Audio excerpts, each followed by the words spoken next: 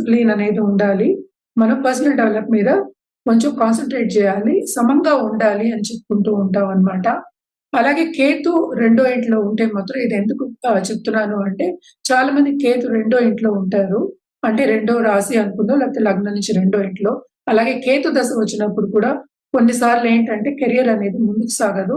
అప్పుడు పరిహారాలు తప్పక చేయాలి వాళ్ళు. పరిహారాలు చేయాలి అంటే ఏం చేయాలి అంటే కేతు జపం తప్పక చేయాలి 7000 సార్లు. అండ్ ఆల్సో ఏంటంటే మనకి కేతు జపం చేసిన తర్వాత రాహుకేతు పూజ చేయాలి. అండ్ హోమం కూడా చేసుకోవచ్చు. అలాగే మనం దానం కూడా ఇవ్వచ్చు. కేతు వచ్చినప్పుడు మాత్రం తప్పక మనం గణపతికి మాత్రం చెప్తాం. ఎందుకంటే దేంట్లోనూ అడ్డంగాలు రాకుండా ముందుకు సాగాలి అన్నప్పుడు గణేష్‌కే చేయాలి అని చెప్తూ ఉంటాం అన్నమాట. సో ఎవ్రీ డే మనం ఓకే. గణపతి పూజ చేయడం అనేది మంచిది. మన వెడ్నెస్‌డే వెళ్లి గణపతి పూజ మనం కొంతమంది ట్యూస్‌డే నమ్ముతారు. కొంతమంది వెడ్నెస్‌డే నమ్ముతారు కనుక వెళ్లి